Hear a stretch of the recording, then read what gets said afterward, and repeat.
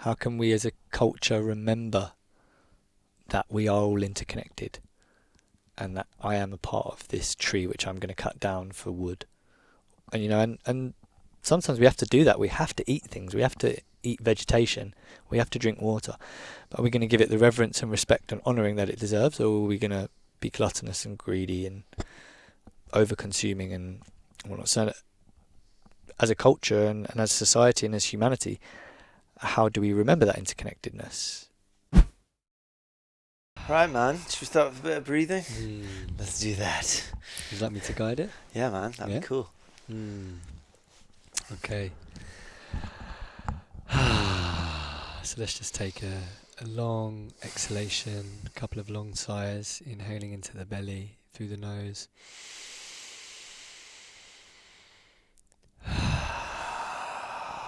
Let the shoulders relax. Let the forehead relax. Let the jaw relax.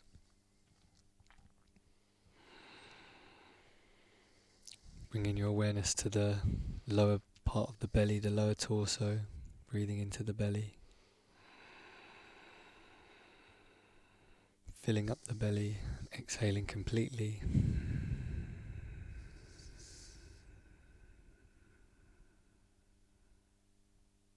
Gently inhaling. And gently exhaling.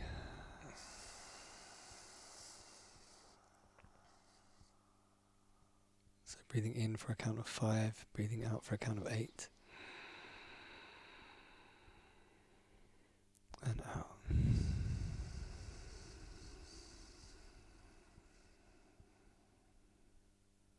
Gently in. And slowly out.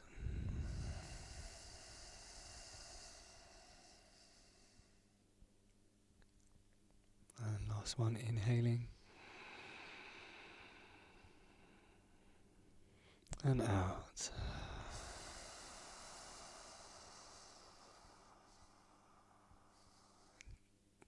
And just allowing your breath to become even more subtle.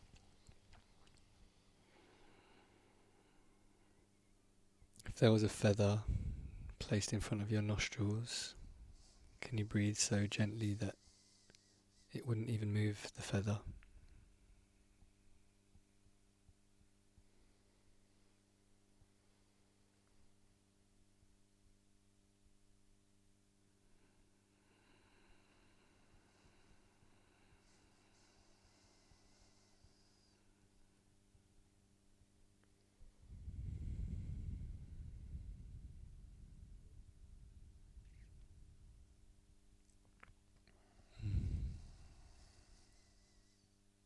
Beautiful.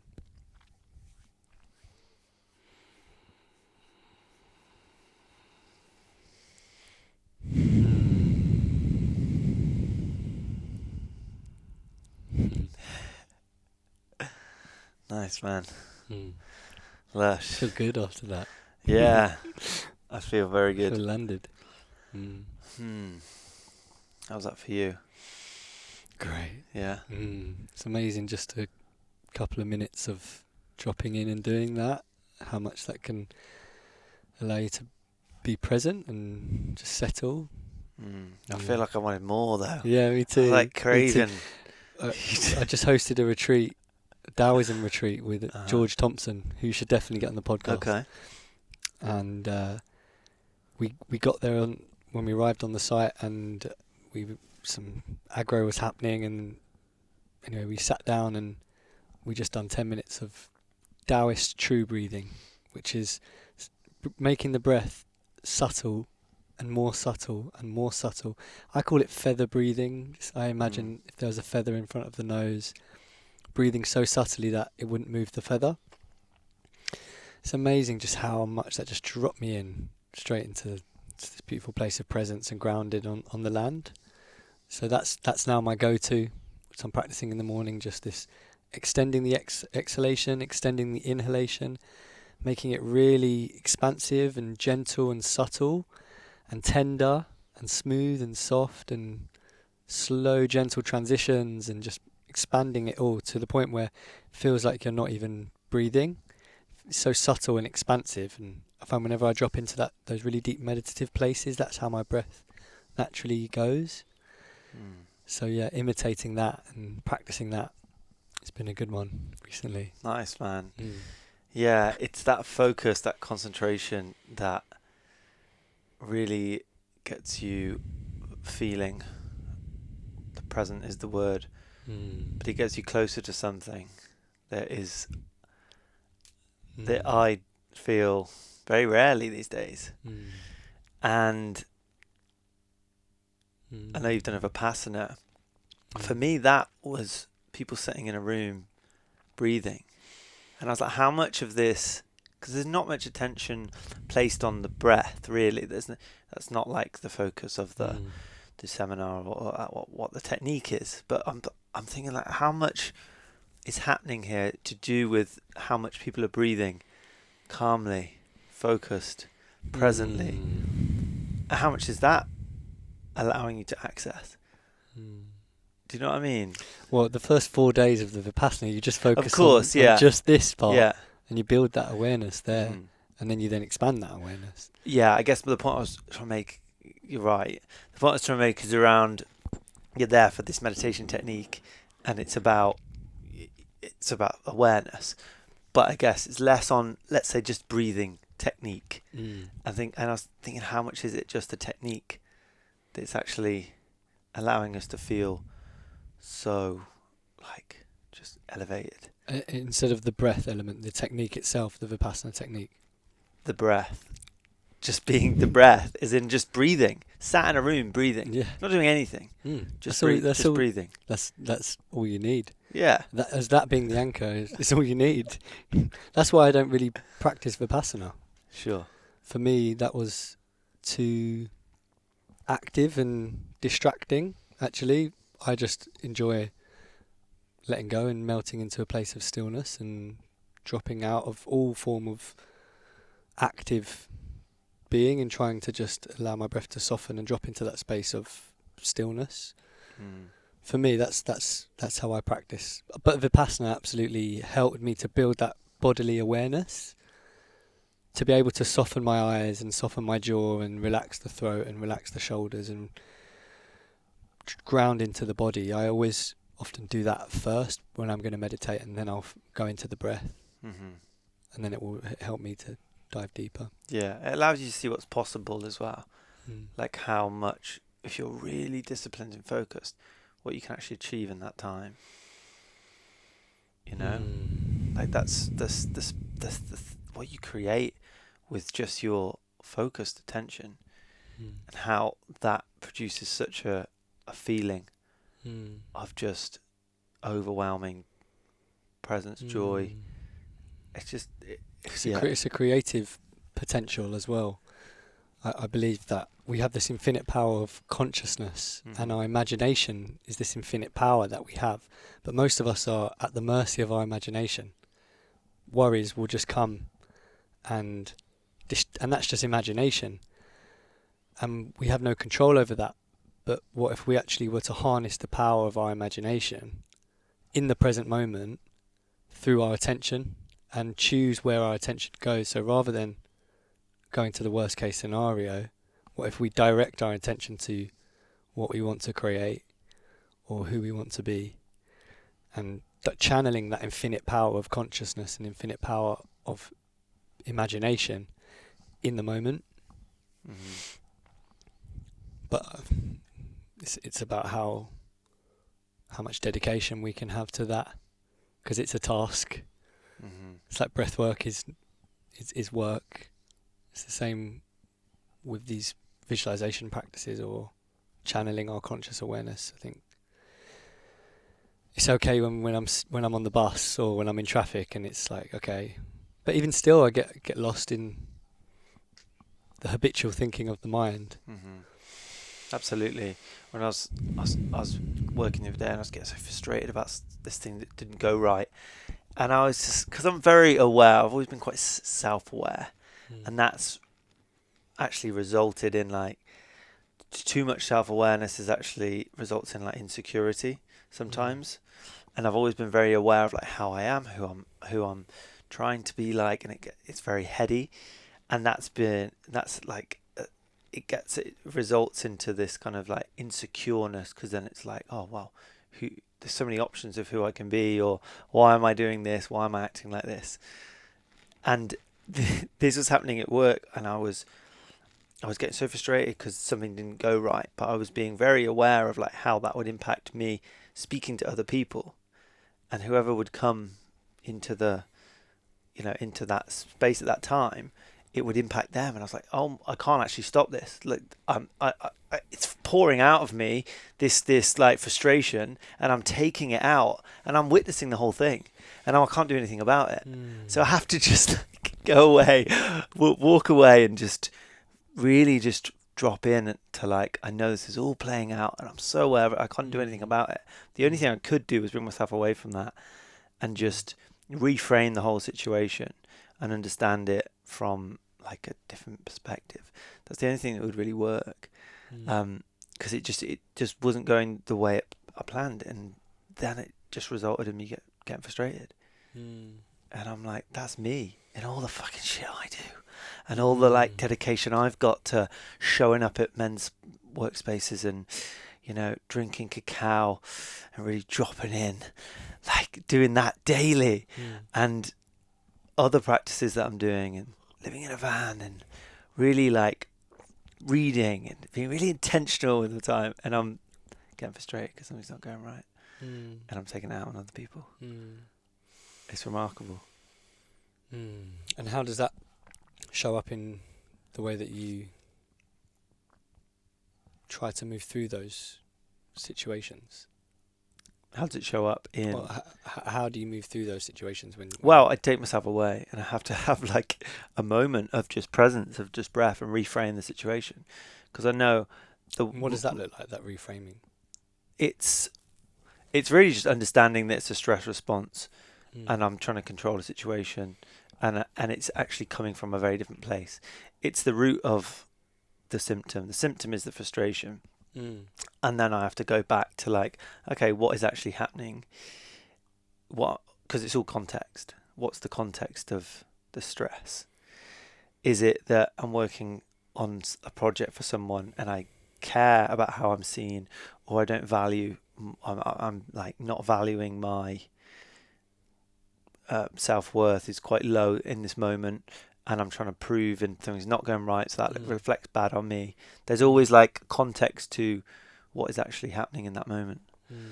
So I understand that, and I try and like weave my way through the bottom of it, kind of thing. And that helps me. Yeah. Do you feel like you struggle to be your authentic self then in those situations? In that moment, it's not that. No, because that is me being authentic. It's me being authentic now and going through it, and just explaining this and just showing up for it. But ultimately, it happens. It happens. Yeah. And that's why it's so important to breathe and just have a practice, or have. I mean, the reason that you're going into that place of overwhelm or frustration is because you're wanting to meet certain expectations, and trying to control or trying to show up in a certain way. When if we're able to maybe just be in a place of surrender and allowance and acceptance of who we are, then there's not as much resistance. Does that make sense? Or yeah, it definitely does. I can allow the situation to be what it is, but I think ultimately things don't go away, whether in traffic, whether something's happening, something, you spill something, or something just doesn't go as your expectations thought they were. That's pretty much the root of life. It's what it creates our suffering. So our reality doesn't meet our expectations. We have a story about how something's going to go. It doesn't go that way, and we can get frustrated. But it's always in that context of okay, some days I'm okay with it, some days I'm not. But then trying to weave and understand what that is in that moment, like without getting too kind of deep into the subtleties of detailed experiences. But but the breath helps. That's the main thing. Anyway, this podcast is about you, not me. It's a good friend. Yeah. So, what was your journey like with the breath? And how did you arrive? So I left uni and went into a very high pressure sales job in London, and almost immediately, literally immediately as I started the job, I had this symptom coming up where I couldn't breathe properly. I very much restricted breathing system, and I felt like I was always trying to catch a breath and yawning all the time. I didn't know what was wrong. I went and spoke to the doctors and they didn't know what was wrong with me. I thought I'd maybe developed some kind of asthma or some kind of breathing disorder, but actually turns out it was just anxiety, and I didn't know it was anxiety, and that's how that manifests in me. Even to this day, stress and anxiety will manifest in restriction in my breathing and feeling like there's an elephant on my chest. So yeah, that was the first kind of thing. I was like, oh, what's going on here? And then I left that job, went to India, discovered meditation. And when was this? How long ago? I was just after uni, so 22, 21, something like that. And I joined onto a tantra workshop, a 2-day tantra workshop called Healing of the Heart. And the final day we done a breathwork practice, which I didn't know that this was even a thing at the time, which was holotropic breathwork, basically, in partnership. And yeah, it was just full power experience. I have felt all this energy surging through me, people having full body orgasms, screaming, crying, laughing. I curled up like a little ball, and it just completely blew my mind that happened just through the breath. So then I went on this exploration of understanding what that was and discovering Stanislav Grof and transpersonal psychology and exploring this other realm of existence and tuning into the subconscious. And that weaved very much with something that had happened earlier in my life, which was that my mum had cancer when I was 13, and she very much took on this capacity to heal herself, and with visualization practices and mantras and positive energy, effectively positive attitude to healing herself and taking charge. She read a book called The Power of the Subconscious Mind by Dr. Joseph Murphy. Amazing book. She recommends or she believes that book is instrumental in saving her life. Wow.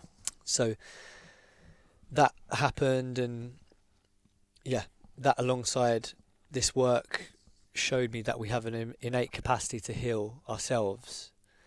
And she actually went through this process of having chemotherapy, but she was going to need a stem cell transplant, and the chances of not needing that were really, really slim, less than 0.1%. And then she went to go and have the stem cell transplant, and they were like, oh, your cancer's gone. So out of the blue, she went into remission, and even to this day, this was 15 years ago, she's healed, whole and healthy is what we call it. That's the mantra that she took on board. I'm healed, I'm whole, I'm healthy. And that's the mantra that carries a lot of potency for her and for me. So was she kind of in this world in terms of into healing, into health? Not particularly, no. She has always been open-minded in many ways. She had some experiences growing up with different substances and addiction, and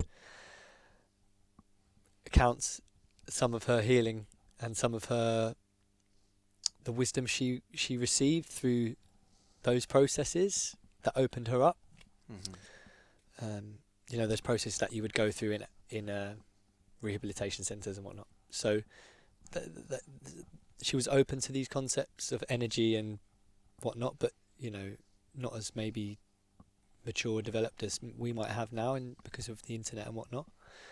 So she was open to them. But what happened was her friend gave her this book the day she got diagnosed, a mantra book, and she made all of these images on Word or mantras like I'm filled with health and vitality, or I let go of what does not serve me, or I'm healed, I'm whole, I'm healthy, or I'm overflowing with vitality and health. You know, all these mantras. And she gave her that book, and it was like a moment of like instant not knowing. She says, deep knowing that in that moment she was healed, whole, and healthy, and she just took that on board.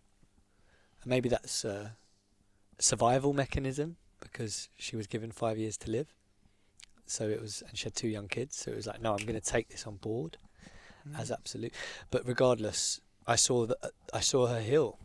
And did she change anything else? Like, was there a lifestyle change? Or was it just she's always, no, I don't think so. She smoked cannabis, but that didn't change. That was part of her life anyway. She very much took on board visualization every single night, visualizing sending out her troops, she calls it, sending out her army to go and heal her body, visualizing powerful warriors, female warriors going around and healing her body and fighting off the cancer. And so do you believe she did this all with her intention? I believe a true holistic approach includes everything. That's what holistic means, the whole. So that also includes the Western approach to healing cancer. So I believe that absolutely our expectation and our mindset and our beliefs have a massive impact on the effectiveness of our treatment. Absolutely. And obviously having 2 young children and well, that is the drive, the will that is to also survive. Western medicine, right? The placebo, we account for it. It's absolutely, it is. But it's seen as just a side thing. Well, we don't place much value on it. We don't use it. We don't use its full capacity. We don't use it as a healing modality. And you know, arguably that goes even back to the witches, as the witches would create these spells and cauldrons and potions and create these rituals to, you know, they truly believed that these things were going to heal these people, and so did those people also believe, oh yeah, this potion is filled with magic, so it does, so it's going to heal me. So then it does actually heal them because of the power of belief and expectation. That is the most potent thing on earth, one of the most potent things on earth, I believe, the power of the mind's expectation and belief. And that is magic. That is when they take that on board, and that then actually has a physiological response. It's very, very potent. And the power of words, the power of, if I say I love you, those frequencies of vibration come into your body and have a physiological response. And that's incredibly powerful. It's magic, I believe. Yeah, absolutely. Words, yeah, I agree. It gets slippery though when you fully commit to that and you open yourself up to that world, because it can be dangerous for people who haven't who don't exercise their own kind of framework of caution, or because I can imagine as you know would enter this conversation, back in those times there was a lot of people pulling wool over people's eyes and a lot of charlatans around. It was very easy to trick people. Yeah. And that's like part of the conversation as well, because there will be people, you know, trying to take advantage of you if you allow it and you just, you know, believe everything. But it's a blurry ethical. Absolutely. Because there's, you know, they've done studies where they would give a fake surgery, and the person's knee would be cut open and just sewed back together, and the person had just as good, if not better, physiological healing than the person who actually had the surgery. So then, So then it's like, what if we done sham surgeries? What if we intentionally gave people fake medicine, but from an authority figure, so they believed it's real medicine? You know, and if the physiological response is going to happen and create the desired outcome, then where's the ethical line if it's going to work? You know, so it's an interesting ethical. Well, I think a lot of people thought Oh, it's the just lying. COVID It's lying. the COVID vaccine, I think a lot of people thought that was good for them. It turned out it wasn't. So you could. There's so many examples of where it's been the opposite. It's like water. You said to me just before, I've only got tap water, and I said that was from the spring, mate. I was joking. And I said, okay, well, that's still beautiful, life-giving force. Yeah, man. It's about how we relate to that thing. If I'm going to put that thing in my body thinking this is toxic, then it's going to be toxic. If I look at it in a way where it's going to be life-giving. I'm just walking around making myself ill all the time because I'm just like, this food is not food. I'm eating it anyway because it's the only thing I've got. We do what we can. And it's like the words we use. You know, people say, oh, that's sick. I'm like, no, it's not sick. It's healthy, man. It's healthy. Or ill. Do you know what I mean? It's ill. It's the words we use. It's like, yeah, I know you can get funny with it, you know, like people say good morning. It's then you're mourning. What are you mourning? Something. Yeah. Grand risings. But I often call people up when they say, oh, yeah, that's sick. Why is this sick? It's not sick. It's healthy, if anything. It's a positive thing.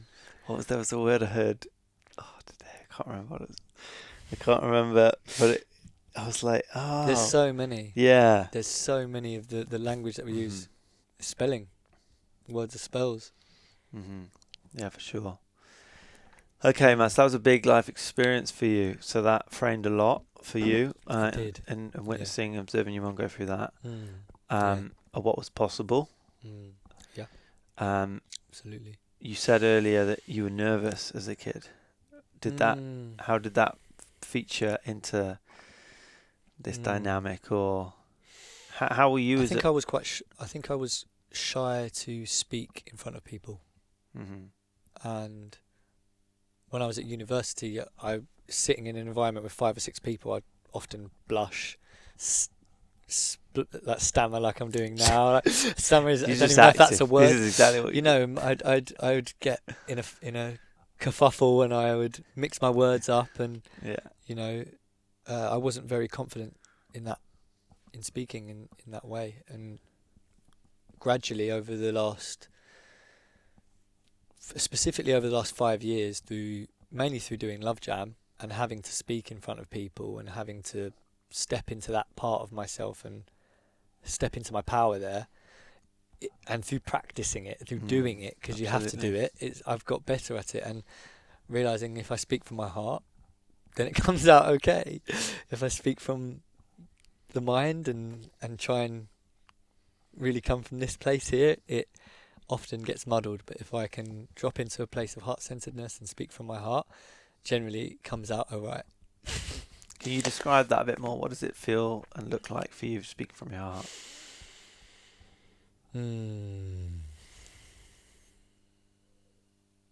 It comes from a place of presence, of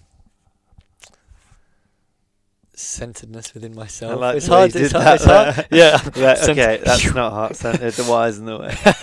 I don't know. It comes from a dropping in. It is an intentional dropping into my somatic experience and speaking from my somatic experience, speaking from a place of integrity and truth, from an embodied place, and often a loving place, and trying to. What are you embodying? What am I embodying when I speak from my heart? It's truth. It's wanting to come from a place of truth, from my experience. Yeah. I believe that the heart is the centre of the divine. I believe that often when we're praying, people look up like we're praying, but actually it's all within us, and this centre is this portal of love, ultimately. This is literally the centre of all of our life force. It's basically pumping this energy out with a huge electromagnetic frequency that comes from our heart, thousands times more than our brain. So this is a central point, and we can meditate and dive into the heart and get lost in the heart, and often you can hug someone and really feel your heart connection and feel a reciprocation happening from the heart, and there's wisdom here, but our culture is much more focused on up in these more rational places, which the Native Americans would say is the definition of insanity. Actually, we have to speak from our heart. And in a lot of the men's work, you see it when you do go around in a sharing, and oh, it's coming close to me. I need to think about what I'm gonna speak about. What am I gonna share about? Oh my God, But actually, when it comes, can I just speak from that place of presence and embodied truth? Yeah, and connect. It's hard. It is, man. It's both hard and easy at the same time. That's a good way. It's fascinating. Life is full of paradoxes, right? If you're not contradicting yourself in the end, then you are mad. I feel, in those spaces when sometimes I'm planning what I'm going to say. Okay, that sounds good. Or I'll put that in there because I'm working on that at the moment. I want to talk about that. But when it comes to me, I'm like, okay, let go of everything you just thought you want to speak about and just speak. And that's truth. And that's when I'm like facilitating or speaking to an audience and connecting with each one of them. It's staying present to the room. It's understanding that you're creating something in this moment. It's utterly unique, and there's nothing you can plan really that's gonna make this any better than just staying present to the thing that's coming through you and trying to speak to it in this moment. Of course, you're gonna have some idea of like context of what's here and what you want to say, but ultimately, as you speak, the feedback you're getting from everyone, to see what's resonating, like that is like a charge that you can feel, and that just fuels what's inside and what wants to come out even more. And it's generally more truth and more transparency and more kind of what's alive in that moment for you. Emotion, yeah, absolutely. Feeling and emotion, which is definitely something that I have been allowing more to flow through me over the last 5 years. Since even being aware that I wasn't in tune with my emotions and wasn't expressing my emotions, and I didn't even know. There was a point where I couldn't remember the last time I had cried. Just couldn't even remember, and I didn't even think about that was an issue. And I've done alright, but now. Do you think it's an issue if people don't cry? I think there was a hardening and a guarding that I built from when I was a child that isn't full expression of this human existence, this human life that we have, which has all the full spectrum of existence, was maybe having to guard from allowing that full capacity of existence and experience in, because it was hard seeing my mum go through brain tumour, cancer, having chronic migraines, struggling financially, having to guard from that and be strong and be resilient in that, which there's power in that. But then I think blocking that capacity to feel that also blocks our capacity to love. It's like this the gateway emotion of the lover archetype, that for us to feel that full capacity of love is to also feel that grief. So I think, when you shut yourself off to certain emotions, it can impact others, right? Yeah. So I think generally now I'm aware, okay, this is coming up, I'm going to allow myself to feel it, I'm going to pull over, I'm going to give it full presence, I'm going to breathe, I'm going to make sound, I'm going to allow it to come through me fully until I take a deep sigh, and I'm done. And that doesn't happen often. It's happened twice in the last 6 months for me. My dad's also been going through cancer and been holding that over the last 6-7 months, and it was only last week where I fully had that emotional release and allowed it to come through me. And I'm proud of myself for being at a place now where I'm aware that I can really tune into that and allow that to come through. Mm-hmm.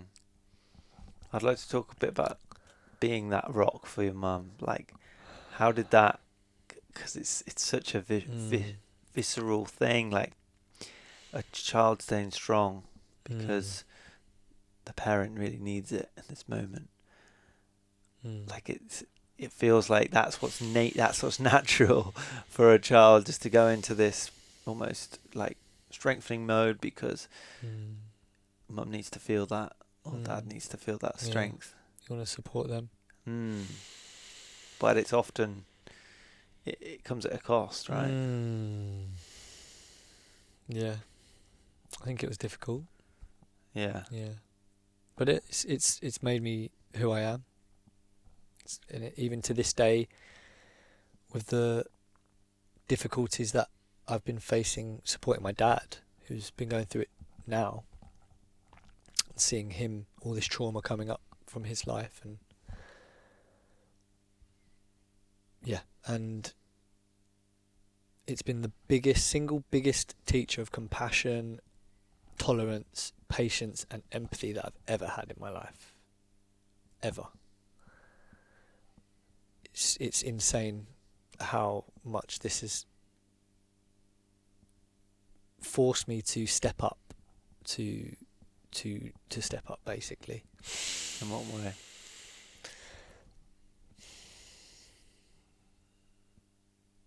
Not rising.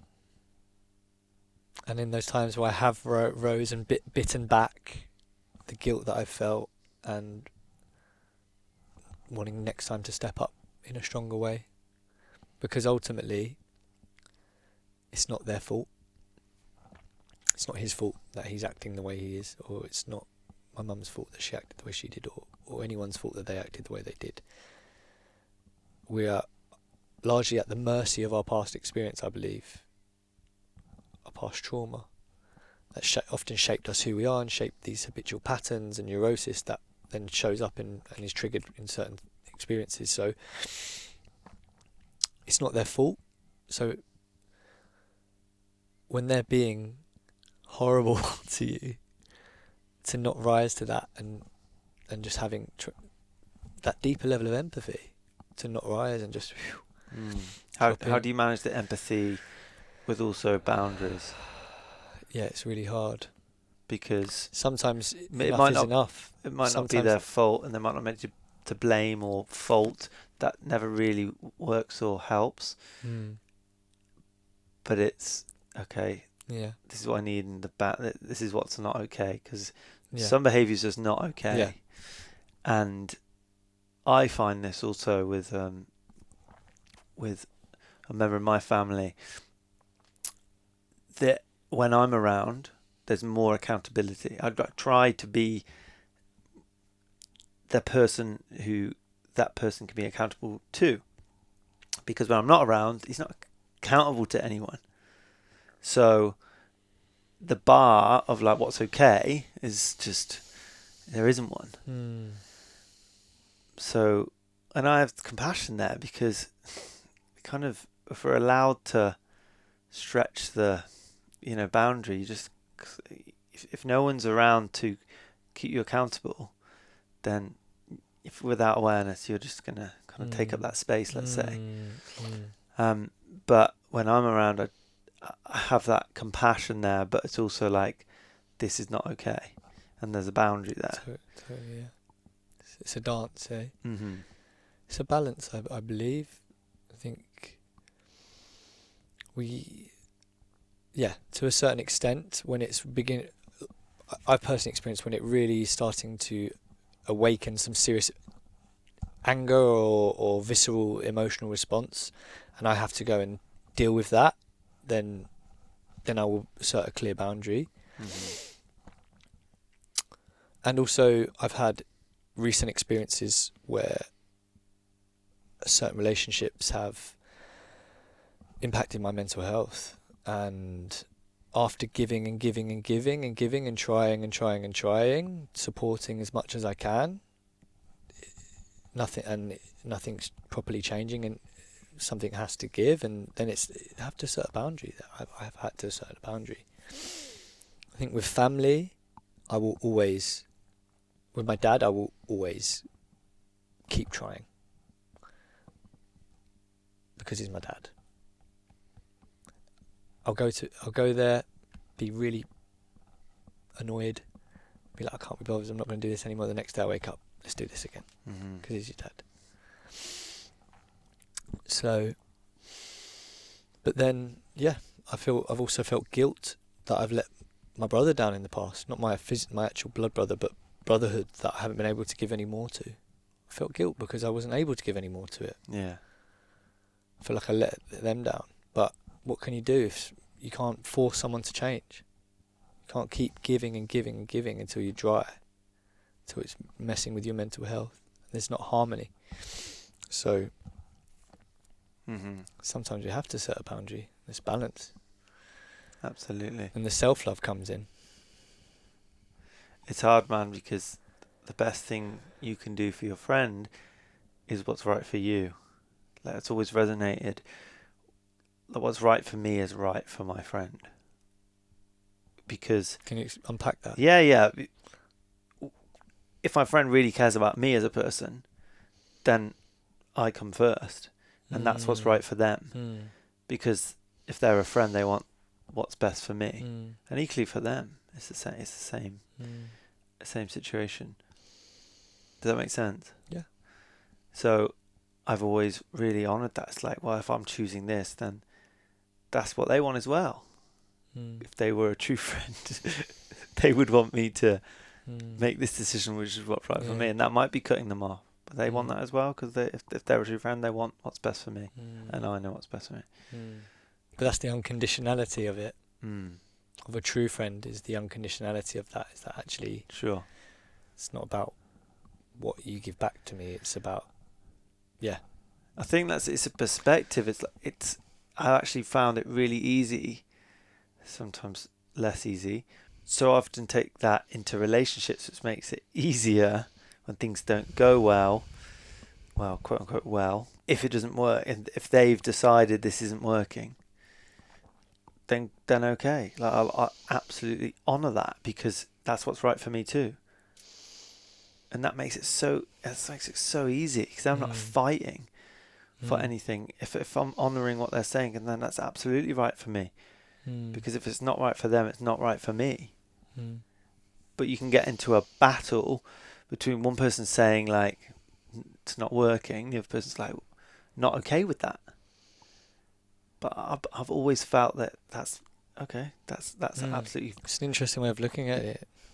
Yeah. It's an accepting it's a very, very accepting path. You're not fighting for me. Yeah, because I'm just honouring what you're saying. It's not right for me then either. This is I believe, this concept of Wu Wei that we're speaking about in the Taoism retreat. It's like knowing the exact amount of resistance to give, an exact amount of action to take, and allowing.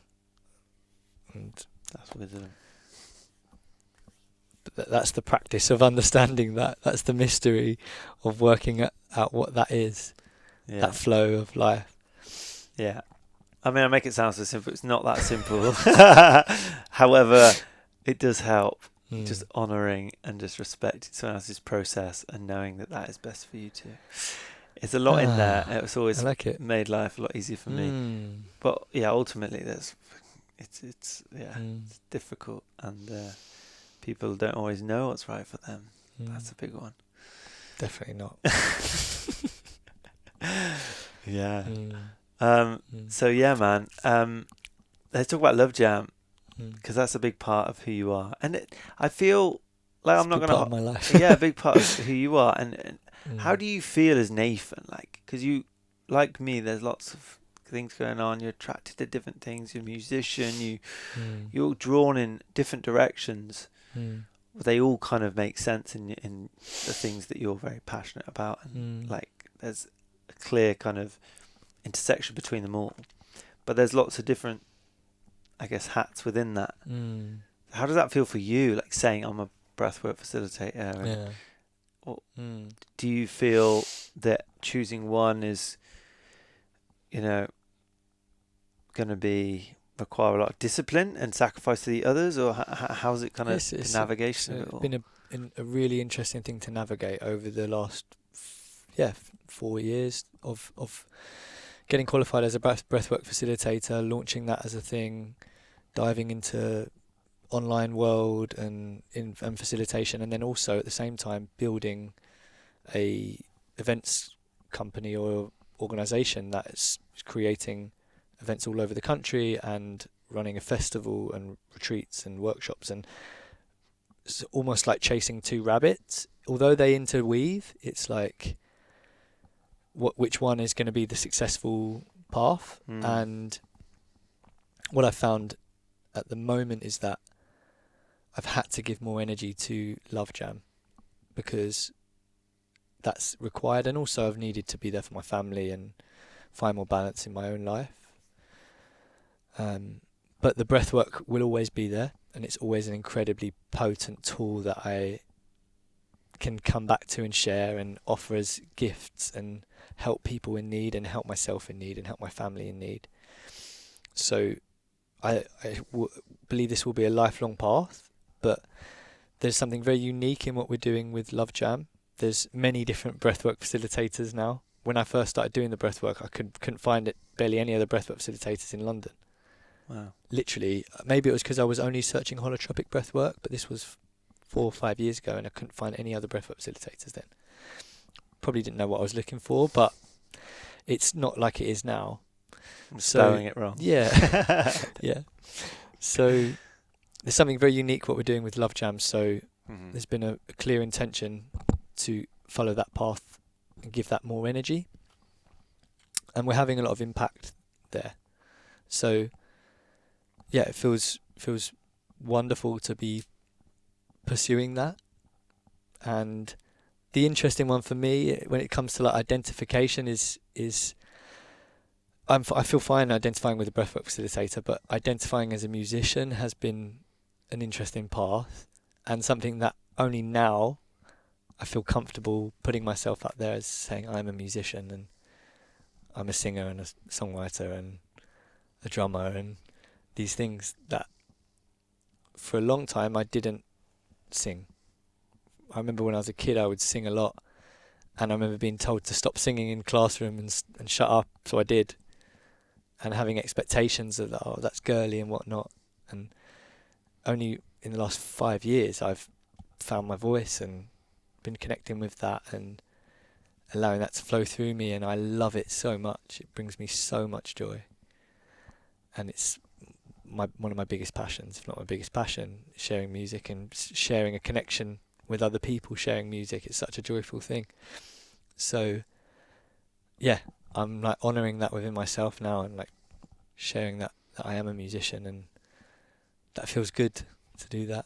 Why was it so hard for you to identify as a musician? Was it related to the singing? Yeah, I think that story you created. And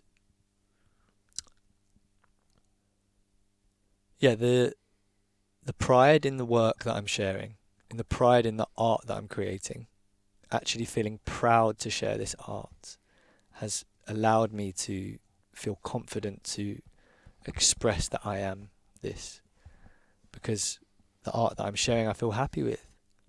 I want to share it with people around the fire. I want to share it on the stage. So that's given me a confidence to acknowledge that power within myself. Yeah. Is that related to a why? Like the why that you're doing it? Why you're sharing? Well, I guess the music that I'm sharing, I'm wanting to have a powerful, uplifting message. Yeah.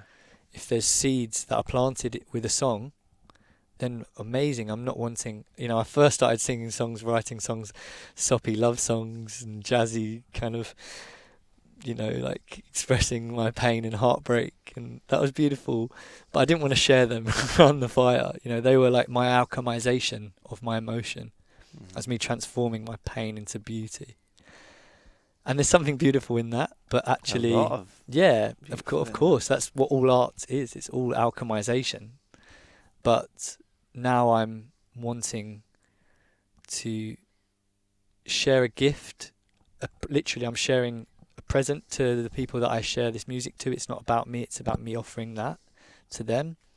And maybe they'll have a little realization about counting their blessings, or honouring the light and the dark in their life, or acknowledging the impermanence of everything. And, if a seed is planted and it taps into an emotional chord, amazing, because that's what makes us change. That's what drives action, is emotion, and it's what gives us this beautiful, rich experience of life, is the emotion. So, yeah, it's there's an element of wanting to share that, but then also with Lovejam, that's what our intention is, that's what our mission is, to support creative expression and to create safe spaces that encourage creative expression, so we can be more free in ourselves, more authentic in ourselves, more truthful in ourselves, and to share these gifts to the world that are within us all. I saw a quote recently from Pablo Picasso, which is, "The meaning of life is to find our gift, and the purpose of life is to share it." I think it's really beautiful. And I think for me, it's also been my process of stepping into my creative freedom and my power as a creative, and shattering those barriers to full expression and full love, full self-love. So those barriers have been there, and now I'm battering them down, and that's what I'm wanting to inspire other people to do through Lovejam. So I have to do it as well, and that's not the reason that I'm doing it, but it's beautiful that there's this also alignment there, and it's that I can act from a place of experience and guide people based on what I'm actually doing. I'm not just preaching to the choir, I'm also trying to embody it. I think if everyone was truthful, that's what we're all doing. The songs we sing, the things, the creative exploits that we have, whether it's writing a book, or you're doing it for you first ultimately, or previous you, and it's so powerful because it's such a pleasant reminder every now and again. It like keeps you on track, like checking in with that. It's definitely a selfish thing. I love it. As you come alive, I see you as a musician. I really do. It's what I want to do the most. Yeah. It's what I want to do the most. So, yeah, I will keep doing it. I will keep following my bliss and following what excites me, and putting myself in situations where I can create with others, and hopefully we can keep doing that through Lovejam. Yeah, it's got its own flavour, man. I've never been, but it's got its own kind of interesting, unique, actually, energy around it, and personality. What would you say to that? And I agree. Because you have the experience, I don't. It's unique. I think there's it all centres around this principle of acceptance and non-judgment, and inviting that within every container that we create, to create this safety to actually express ourselves, because we have so much fear around expressing ourselves, who we truly are, because of expectations from society. But also it's scary to sing from my heart, or to share a poem, or to even just to speak to my brother about my emotion can be scary. So we're wanting to inspire and encourage that freedom of expression, whether that's emotional or creative, and creating and inviting this principle of acceptance and practicing non-judgment, because judgments are going to come up, but can we practice letting go of them and not identifying with them and attaching to them, and just actually just honouring and supporting that brother in front of us or sister in front of us who's sharing something from their heart, even if it's not incredible, just supporting them. So I think that has created a very healing energy, but also one of love and uplifting encouragement. Yeah. And also one of lots of jamming. Lots and of closeted singers out there. There's lots and lots of closet drummers. Yeah. Everybody can drum. Everybody was born to the sound of their mother's heartbeat. Yeah. We all Love know it. it. So we all have rhythm within our heart. Literally, there's rhythm in our hearts always. So it's about allowing that to come through us. So yeah, there's lots of co-creative expression at these spaces because that's what we're inviting. And there's nothing as magic as being around a fire when everybody's opened up and there's resonance between everybody and everybody's singing, or we're passing round and there's pure presence and everybody's listening to whoever's sharing, and there's a song being brought forward, or a story, or a poem, or a prayer, or whatever it is. But sometimes it's a meditation, and I love being in those spaces around a fire where it's held and there's presence, active listening, and there's beautiful heart sharing. It's really special. It's the non-judgment, mate. It's the non-judgment, and like you embody that. I see that, and it's so important. It is the most important thing, because what's going to allow people to come to that space and just open their heart and express something, whether it's a word around a fire, or because there's so many people that don't feel, myself included sometimes, that don't feel, well, they feel like going to reignite the laughter of what they experienced when they were kids, because everyone went through that. And it's the biggest thing in our culture. We don't sing anymore. Apparently we're the singing people. But we don't sing anymore because once at some point in your life you were told you can or you can't sing. Exactly. And it's based on absolute just nonsense. Everyone can sing though. Yeah. That's the thing. We just have to learn how as well. Well, I feel the more work I do, the more the voice comes out. Yeah. It's a bit of a byproduct of it. I can imagine you've got a good radio voice as well. It's been refined. Good podcast voice. Too many bad podcasts. A lot of bad podcasts have refined this voice. It's a beautiful voice. We'll do some singing at the end. I can't wait. Yeah, we can sing some songs. But it's just such a powerful concept. It's so simple, and I feel like, well, where's this happening? Where is this? I don't. You know many places, but en masse, like festival, or like en masse, like where is this message being perpetuated? That people can come together and agree on something, which is like whoever wants to share, and there's not going to be any laughter, any sniggles, any like clickiness, because the clickiness is what we all grew up with, and throughout our uni days, or like, it's this kind of effortless, or whether someone's t-shirt's a bit too tight or too long, or whatever it might be, or this like lack of acceptance, and just what comes with that is just judgment, and how it makes people feel, which is just the opposite anyone wants to feel. Yeah. It's we all feel sorry, go on. I was going to say it is insanity. And I think we all have felt how different we feel when we're around judgmental people versus when we're around people who just accept you for who you are. And I'm intrigued as to how our own self-judgment plays into this as well. I think it's the thing. I've battled for years around judgment, trying to understand it, and something just clicked then when you said around it's not the non-judgment, it's the acceptance of perhaps the judgment, but just to let that go, because there's no such thing as non-judgment. Really, it doesn't really exist. It's the practice of and you can witnessing, apply that to a lot, acknowledging, and not identifying with and letting go. Like in the Taoist retreat, George referred to it as, like in the Matrix, where you're like, you're just like swerving these thoughts and negative judgments and just kind of, I'm not going to let this stick to me, I'm going to allow it to just go back into the ether, and I'm actually going to come back to love and support and faith and trust. And I think there's something really potent in that, and it is a practice. It's not, and we're not taught to do it. We don't have these awareness. Maybe in the ancient Taoist cultures they did, and that's why this work is so relevant now, more than ever, because we live in such a judgmental world. It's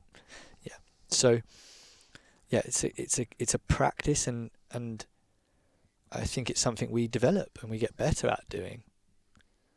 And I think I'll even push it out there now and hit an edge for me, which is, I think growing up when I hit 18 at uni and and I started having actually almost like telepathic experiences with people, joint collective conscious experiences that really freaked me out.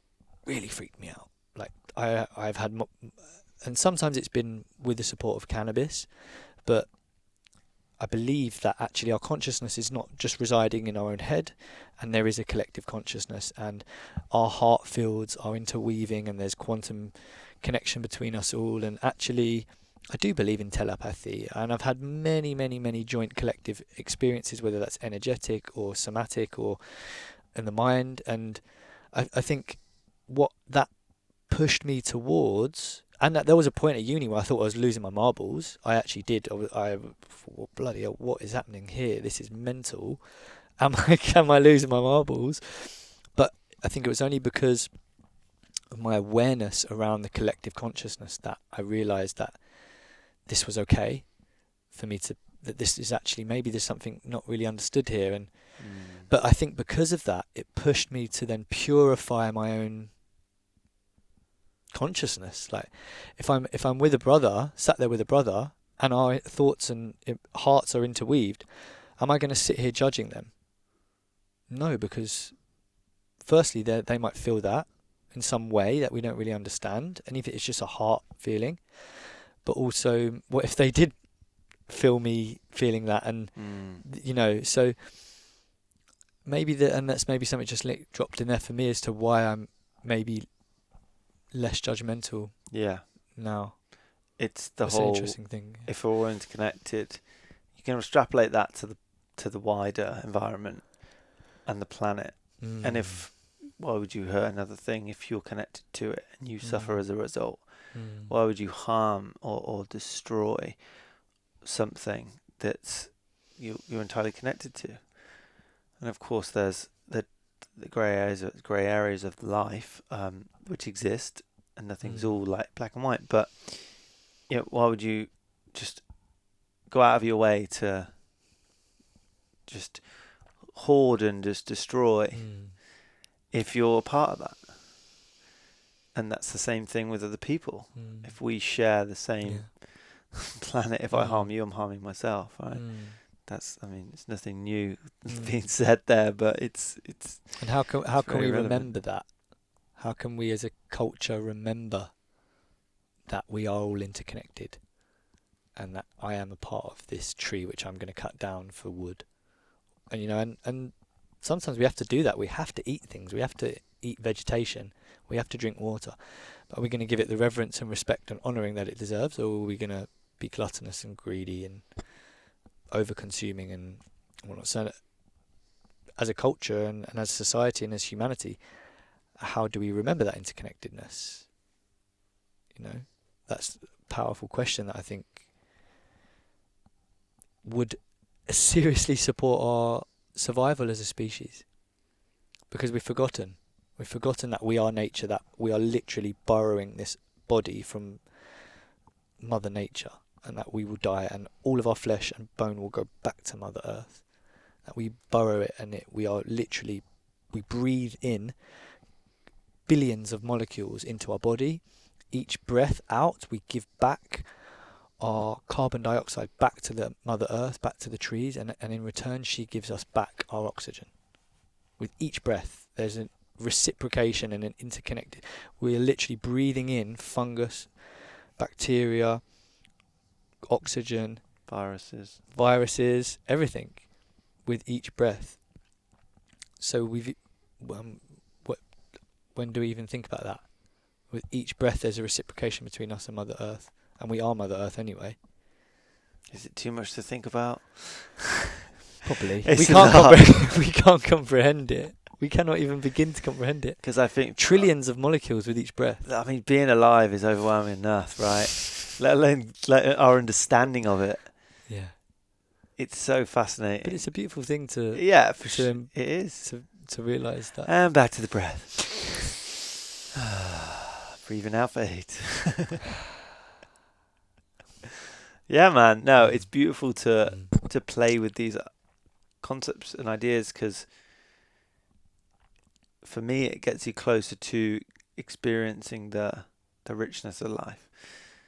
Like seeing, why would I, it just makes sense to me. A lot of my life has really been about like navigating what makes sense. It does make sense that we share this, this environment. Okay, does it make sense to, judge this person, to make them feel unsafe? It doesn't make any sense really. It's actually coming from a deficit, or it's coming from a place of what you said before, and it's correct, like self-judgment. What you don't accept about yourself, you're going to project that onto others. Yeah. And that's just it's an unconscious way of living. Because then you're really looking outside of yourself to try and solve those things that you can't look at within. So yeah, man, Lovejam in a nutshell. Lovejam, baby. Yeah. What's the difference between Lovejam and other spaces? I think we touched upon a lot of it. Is there anything else like it? Like for someone who hasn't been? I mean, vis-a-vis I'm sure in the world there is some spaces that are also tuning into this same energy of freedom and truth and love and co-creation and expression. Sure. And I'm sure there is. I think there's something special in that it's alcohol free. I think that is a movement that is really potent in this world. And I don't know how many alcohol-free festivals and organisations there are across the world. I know in the UK there's way more now than there was 5 years ago. So I think there's something unique definitely in that. It's very healing, and it's incredibly nourishing, and again it supports people to actually be themselves. It takes a lot of courage to show up in a space without a bit of Dutch courage. So I think there's an element there. I think if you actually look at the music that we're bringing, it's all UK talent. Every single person on that lineup is from the UK, basically, or is living in the UK. So I think there's something beautiful in that. There's something that we're bringing, which is there's some native wisdom that we're trying to rekindle and bringing forth. We're running community events all around the country now, and abroad. How's that working? It's pretty epic, to be honest with you. It's been a real process, exploring this more decentralised way of putting these gatherings on, and we've got ones in Glasgow, Swansea, Leeds, Bristol, Birmingham, London, Dorset, Oxford, Cambridge, and it's really beautiful to have seen these little bubbles and this same energy that we're holding, this container of acceptance and love and co-creation, allowing people to kind of empower the community with that all around the country. So it's been a real beautiful process to witness this and to go around the country and see these different jam sessions and see how they've been getting on, and there are individual spice and flavours that's coming through them because of the people that are involved with them often as well. Do people just apply for hosting one? And is there a process they have to go through? Yeah, so people obviously interested. A lot of the time it's like, I don't have any community in my area. I don't have any conscious community. I really need this. Can I be the spark? So then there's a process of building a team out, and we're realising more and more how important it is that those people have the right energy and skill set and sure, there needs to be some awareness. Awareness of the brand and awareness of what we're doing and commitment and lifestyle. So we're learning from this process for sure. It's been a real experiment. It's been a massive experiment the last year, from this initial one in London to this initial one in Bristol, and then allowing them to kind of expand. It's been a massive process of learning, but nothing's ever perfect in life, and we have to try new things to expand and explore new ways of creating community, really, because that was the intention. Not one penny has come back into my pocket from these jam sessions all around the country, and I think we've maybe had a couple £100 in the Lovejam kitty from all of these. This is not about money in the slightest. This has just been about community. Do you want it to be though? Because that's important. I think there's an element where it needs to be sustainable for whoever's organising and orchestrating these jam sessions. Yeah. But the intention is absolutely not money from these individual pockets. These individual jam sessions, purely the intention has been create community, empower the local community. Obviously money has to be an element of these things because the people involved often need to be supported. We have to pay for the spaces, we have to pay for, and I don't have the capacity to be overarchingly organising 10, 15, if we go to 50, 100 jam sessions around I can't do that. So there has to be a network, and whether that's we apply for funding or whether there's a percentage that goes towards that, which is what we initiated but hasn't happened because they've not been financially there. So yeah, there has to be an element where it's supporting, and Lovejam isn't making enough money to support that. We're not making enough money for our festival or events to support that. So hopefully we get to a point where we can, and money doesn't have to be a important element in those gatherings, because it does start to corrupt things when money comes in. Yeah, for sure. Because making money on the bar is a big one for festivals, and we don't have that. Things like we make money on food. Well, and artists aren't cheap, right? And being a creator yourself, and like when I'm hosting events now, I want to pay people, facilitators, more than their worth. Of course. Because I know how much it takes to live that lifestyle, and the commitment, the dedication it takes for artists to really show up in that space and be consistent and disciplined, and it's tough. But they change so much for people, and they really like carry that beacon of like, it's interesting how it like can go back to artists also. Yeah, I really hope we can sell 500 more tickets and really, really honour and support everybody involved, because we just about got through last year financially, and I really hope that this year is we can kind of ground this in a more really tangible way that can be sustainable long term, support everybody involved. Yeah. So logistics, where is it? Time of the year? Oh, so it's September the 7th to the 11th in Tunbridge Wells, Kent, on Eridge Park. Yeah, it's about an hour from London, 45 minutes from Brighton. And yeah, it's a beautiful gathering that we've got organised. So bring your instrument. Yeah, of course, man. Bring your voice. Goes without question. Bring your flow toys. Bring your open heart. Bring your smiles. Bring your tears. Yeah, man. Nice. Bring it all. Flash, man. What else is going on for you? What else you got? Kind of. So we're running an event on Sunday. Yeah. Probably too late for your audience. Not just Lovejam. Yes, definitely. What do you mean? Just you in general. In general. What are you excited about? What's alive in you right now? What else do you want to speak into?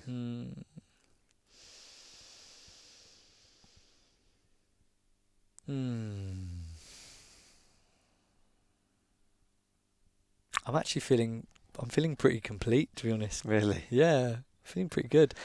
I mean, I feel like we've touched base on some beautiful things. Yeah. Nice, man. What about you? What would you like to know? What would you like to hear from me? I feel that.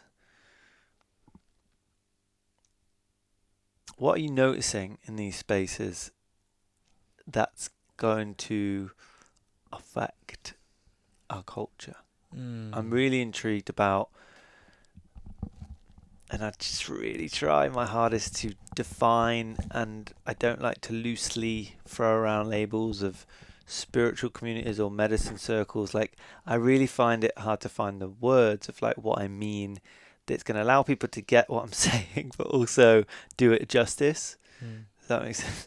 So like these spaces, let's say conscious communities, people that are living in and moving forward in this way, speaking with their speaking their truth and opening up more, and with a full access of all their emotions in these spaces, the people that are coming and being really intentional with what they consume in their bodies, the food they're eating.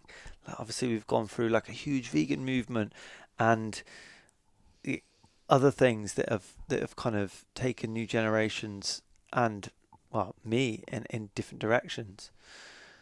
And like the men's work, that's just exploding, and like there are more and more spaces that me and you are a part of that are really impacting people on a very like energetic level of like just allowing people to show up, and giving. It's part of my mission. It's like, how can we have more spaces where we can access all the parts of us, like that allow us to really go deep and feel safe while doing it, and come through it and out of it with like a different sense of community and direction.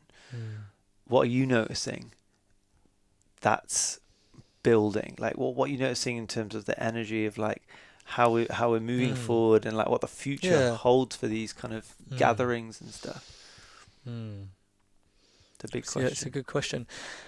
I think there's a massive piece around this wellness trend that's pretty huge now, and I think that's a mark of the sickness of our society and this mental health epidemic. And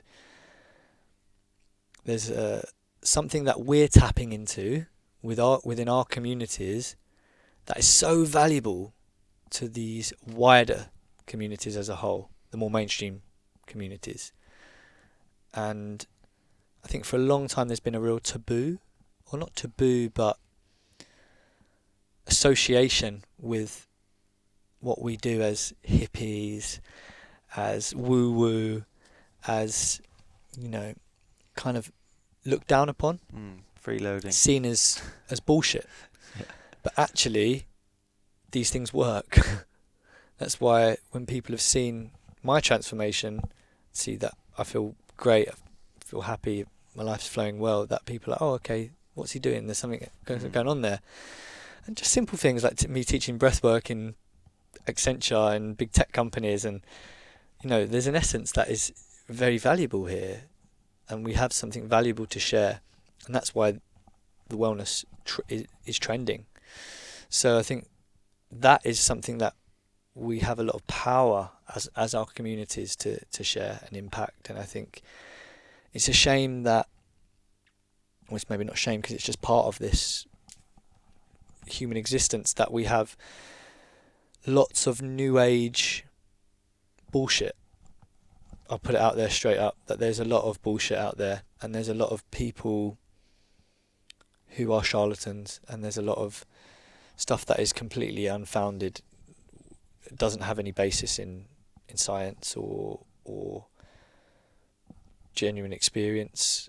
I can speak for myself. I haven't experienced these things as having much grounded reality, but maybe they are for other people. But I think it's a shame that those things exist, because it puts a bad name for the rest of us who maybe are doing things that are a bit more grounded, or have a little bit more tangible ways of connecting to them. That's one element. So I think there's an impact that we're having, and it's spreading, and I think you can even look at the alcohol-free thing. There's so many alcohol-free spirits now, alcohol-free beers coming out. Every pub's got an alcohol-free beer. There's alcohol-free influencers, and there's all sorts, because there's a shift happening where people are realising that this is pretty toxic and damaging, and actually my life can be a lot better if I stop drinking every night and wake up feeling fresh and remember everything, and I'm not a bastard to my girlfriend, and I feel really good in myself, and I have a really amazing wholesome day. It's like people are realising it's not rocket science, but people are realising now, because it's so deeply entrenched into our culture, this drinking culture. So I believe there is a shift happening, and it's slow, but it's starting to build a little bit of traction and momentum. So I think that there's a real beautiful piece there. I also think the men's work is just tremendously, tremendously, tremendously powerful and tremendously needed. it's like insane amounts of suicides are, I think it's over 80% of suicides are male, or it's the largest killer of men under 30, or men in general, is suicide. And it speaks to so many things around our incapacity to share feelings and talk about our emotions, and the pressure that we hold as men in society to meet certain standards and of providing and whatnot. And there's so many reasons, but this work is so needed, and all of the men's experiences that I've been in have been so transformational for myself, but specifically for people who've never been to anything like this before. When you get people who have never come to any form of meditation, any form of anything like this, and they come to these spaces, which I'm sure you know from your own men's group, there's people having life-changing experiences in a weekend. Like deep healing and transformation happening, and awareness, and for the first time being able to be seen and be heard, and to share from the heart and speak their emotions and be held by brothers and be vulnerable. And that is so potent, and it's so needed in society. So I hope and pray that spreads far and wide. And I absolutely foresee that there is a massive gap in accessibility and inclusivity for the men who need it the most, because the men who need it the most are often the men who have the least money. And unfortunately, a lot of these experiences and men's groups, not men's circles, but deeper experiences where you go for a week or a few days, are really expensive. So there's a barrier to impacting culture on mass scale, which is accessibility.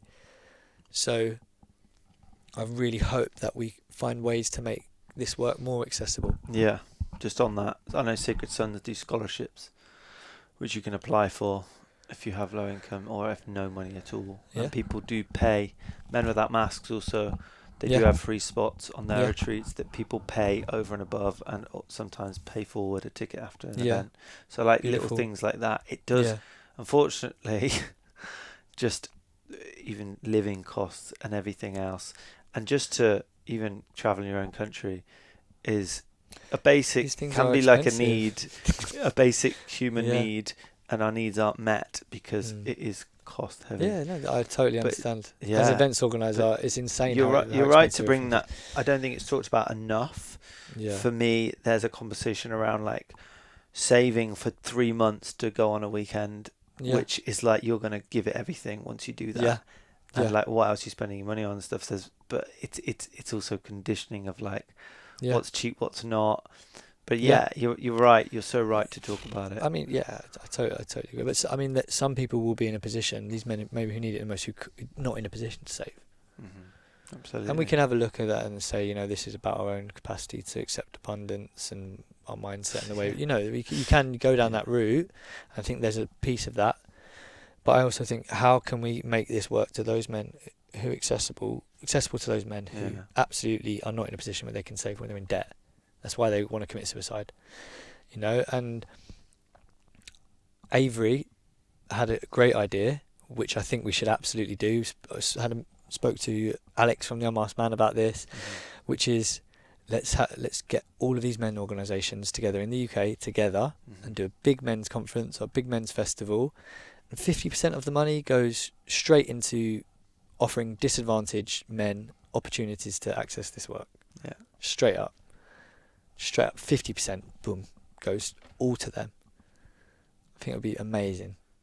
It would. I think it would be fantastic. I think there needs to be something like that. That there's some sort of idea that brings all of these spaces together under one sort of umbrella, taking it back to like accessibility in town centres or communities, that people can just walk in and feel the same resonance. Brodome. Maybe it's that, maybe not. I don't know if I'd vote for that name. But yeah,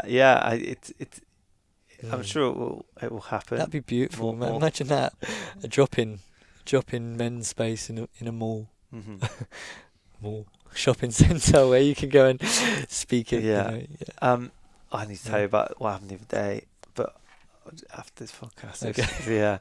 it's not something that I can talk about on the podcast, but Okay. interest of time. Okay. It was around like an emergency responder coming to the scene of a woman having a fit on the pavement, and there was this like lack of groundedness or just humanness within that space, and I thought about reporting this first responder because it was just such a disconnect. But then I was like, I'm in London. This guy goes to scenes all the time, yeah. and he's just desensitized. He's desensitized. Desensitized to it all. But it was just quite interesting just to feel that, and I was like, doesn't feel right for me, but I know I'm maybe a anomaly in this situation. It feels very normal big for everyone else. Yeah. Oh, that's too big. I don't know. Yeah. But I do want to ask you one final question. Yeah. So we talked about earlier Nathan stepping into his power, and just us in general as humans, like stepping into the person perhaps we making room for that next layer, that next step of who we want to be. What do you feel like you need to say goodbye to or let die that you have now that is preventing you from getting to the next step? That's a good question. That's a good question. I mean, there's a big question. There's a lot of answers there. Okay, what's the first one? Yeah, I mean, the first one is limiting beliefs around my capacity as a musician. Again, still, if someone was to say to you, "What is your dream?" My dream would be to be a professional musician and play in a band and travel the world. Of course, that would be really a dream of mine. Of course, you want the lifestyle of a traveling band. I think to travel the world, sharing your music with the world, would be an amazing thing to do. That is a very personal. Let's make it happen. Dream. So get the drum. For me, to do that, I would have to keep developing my confidence and capacity and releasing limiting beliefs. So, and I've been on a journey of doing it, and I'm doing it every day. Every day it gets a little bit easier. Good man. So I think, there's a piece of that puzzle there. What's the fear? What's the limiting beliefs? Something that's limiting you? Would there be a fear there? My fear is I'm not good enough. Yeah. Yeah. My voice isn't good enough. Not consistent enough. And whose voice is saying that? Who's that voice? What does it sound like? Who does it sound like? That voice telling you that it's not good enough.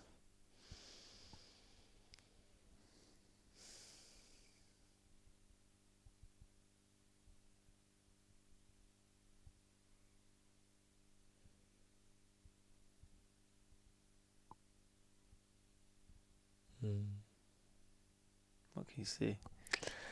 It feels like this inner critic. Yeah. This straight up inner critic. I can't hear myself anymore. Yeah. Oh. Yeah, this inner critic part of myself, which actually isn't very prominent in my life. I'm actually not particularly critical of myself and not that judgmental of myself. I'm so grateful for that.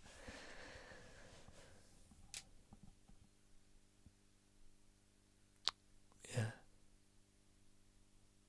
I guess again I see this child in the classroom telling me to shut up and stop singing.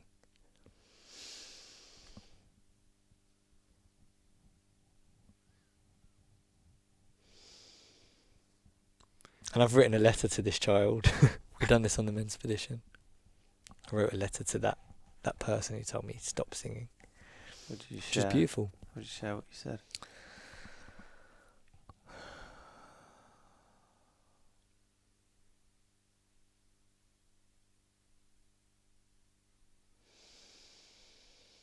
If he was in front of you now, close your eyes. If he was in front of me, what would I say? Yeah.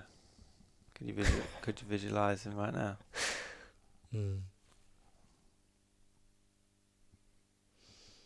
Maybe he was battling with his own judgment. He was just a kid. He didn't know any different. I think he was just getting annoyed.